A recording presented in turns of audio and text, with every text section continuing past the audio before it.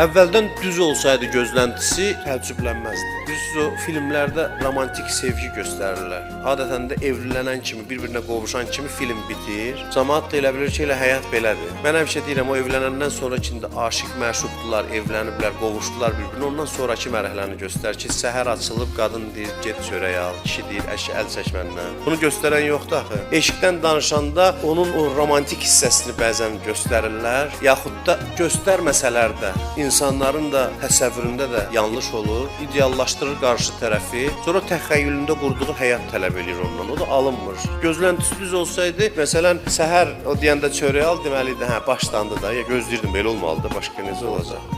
Adam adama çörək al deyər, bir gün xasiyyət düz gəlməz də, nəysə səndən narazılıq eləyər, nəysə səndən tələb eləyər, düz ya səhv, söhbət düzdən səhvdən getmir. Yəni bu təbiidir də insanlar bir-birinin ziddiyyətləri ilə